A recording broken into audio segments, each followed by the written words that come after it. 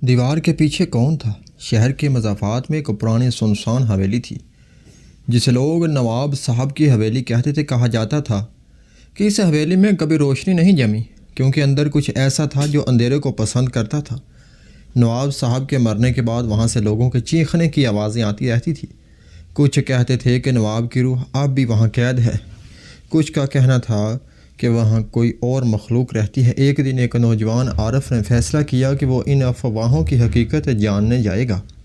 وہ بچپن سے بہادر تھا مگر آج کے اندھیرے نے اس کے دل میں عجیب سا خوف بٹھا دیا تھا۔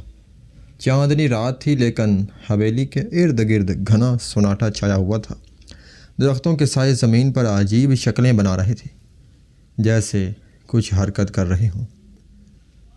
عارف نے زنگ آلود گیٹ کو دھکیلا تو ایک تیز چرچراہٹ نے رات کی خاموشی کو چیر دیا۔ اس کے قدموں کے نیچے دھول اڑنے لگی۔ اندر داخل ہوتے ہی ایک ٹھنڈی لہر نے اس کے جسم کو کپکپا دیا۔ دیواروں پر پرانی تصویریں لٹکی تھیں، کچھ پر دھول اور مکڑیوں کے جالے تھے۔ ایک تصویر میں نواب صاحب کے چہرے پر خراشیں تھیں جیسے کسی نے ناخن سے نوچ دیا ہو۔ عارف نے ٹارچ جلائی اور آہستہ آہستہ آگے بڑھا۔ اچانک اسے لگا جیسے کسی نے اس کے پیچھے قدم رکھا ہو۔ وہ پلٹا مگر کچھ نہ تھا۔ اوپر چھت سے لکڑی کے تختے چڑھ آئے اور ایک کونے میں کسی کے ہنسنے کی ہلکی آواز گونجی۔ وہ آواز عورت کی تھی مگر سرد بے جان۔ عارف نے خود کو سمجھایا کہ شاید وہم ہے، لیکن دل اب بھی تیزی سے دھڑک رہا تھا۔ حویلی کے اندر جاتے ہی اسے ایک بند دروازہ نظر آیا جس پر پرانے زمانے کا تالا لگا تھا۔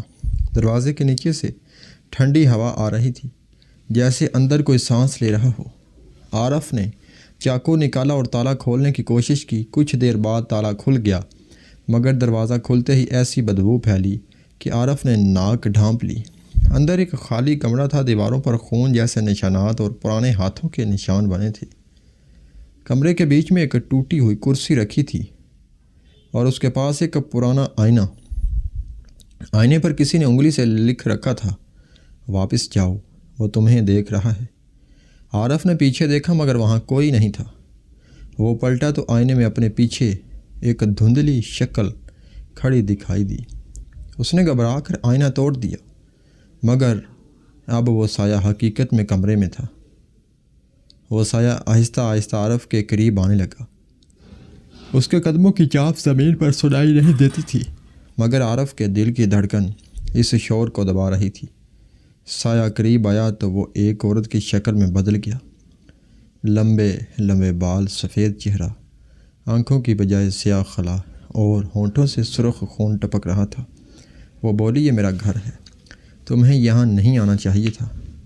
عارف نے پیچھے ہٹنے کی کوشش کی مگر دروازہ خود بخود بند ہو گیا۔ اندھیرا بڑھ گیا اور عورت نے آہستہ سے اپنا ہاتھ اٹھایا۔ اچانک پورا کمرہ لرزنے لگا، دیواروں سے جیسے کوئی چینخ رہا ہو۔ یہ دیواریں خون پی چکی ہیں، وہ چلائی۔ عارف نے پوری طاقت سے دروازہ کھولا اور بھاگ گیا مگر باہر کا منظر وہی کمرہ تھا۔ وہ واپس وہیں کھڑا تھا جہاں سے بھاگا تھا۔ اب اسے احساس ہوا کہ وہ کسی عام جگہ نہیں بلکہ کسی دائرے میں قید ہو چکا ہے۔ وہ جتنی بار باہر نکلنے کی کوشش کرتا رہا وہ وہیں واپس آ جاتا۔ اس نے جیب سے قرآن کی ایک آیت لکھی پرچی نکالی اور پڑھنا شروع کیا۔ کچھ لمحوں کے لیے سب کچھ رک گیا، ہوا تھم گئی، اندھیرا جیسے پیچھے ہٹنے لگا ہو۔ لیکن اچانک ایک عورت کی چینخ گونجی، اتنی تیز کہ عارف کے کانوں سے خون نکلنے لگا۔ دیوار پھٹ گئی اور اندر سے ایک بوسیدہ ہاتھ باہر نکلا۔ وہ ہاتھ جیسے کسی کو پکڑنے کے لیے بڑھ رہا ہو۔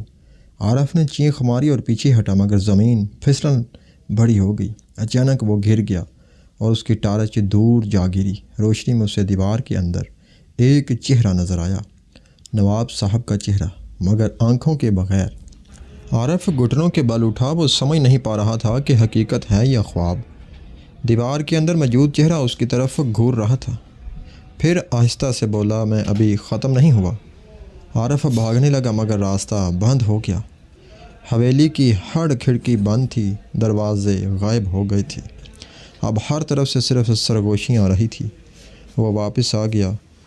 ہمیں مت جگاؤ، اچانک اسے احساس ہوا کہ کمرے میں اب وہ اکیلا نہیں، 3-4 سائے اس کے گرد آ گئے۔ وہ سب نواب صاحب کے خاندان کے افراد تھے، مگر ان کے چہرے مسخ ہو چکے تھے۔ ایک لڑکی کے ہاتھ میں ٹوٹی ہوئی گڑیا تھی، وہ کہہ رہی تھی، امی نے کہا تھا یہاں مت آنا۔ عارف نے آنکھیں بند کی، مگر سرد سانس اس کے چہرے پر محسوس ہوئی۔ جب اس نے دوبارہ آنکھیں کھولی تو وہ حویلی کے مرکزی ہال میں تھا۔ سامنے ایک بڑی میز پر دیے جل رہے تھے، دیواروں پر خون سے لکھا تھا، ایک اور قربانی پوری ہوئی۔ عارف نے چیخنے کی کوشش کی مگر آواز نہ نکلی۔ اچانک میز کے نیچے سے کسی کے رینگنے کی آواز آئی۔ ایک کالا سایہ نکلا جو زمین پر بل کی طرح رینگتا ہوا عارف کے قدموں میں آ گیا۔ اس کا چہرہ انسانی تھا مگر جسم سانپ کا۔ وہ بولا، ہم بھوکے ہیں، اور پھر غائب ہو گیا۔ عارف نے پیچھے دیکھا تو ایک دروازہ کھلا ہوا تھا۔ وہ دوڑا اور جیسے ہی باہر نکلا، دن کی روشنی تھی، وہ زمین پر گر گیا۔ سانسیں پھول رہی تھی، مگر جب اس نے پیچھے دیکھا تو حویلی وہاں نہیں تھی، صرف ایک ویران کھیت تھا اور ایک دیوار جس پر لکھا تھا، تمہیں دیکھ لیا گیا ہے۔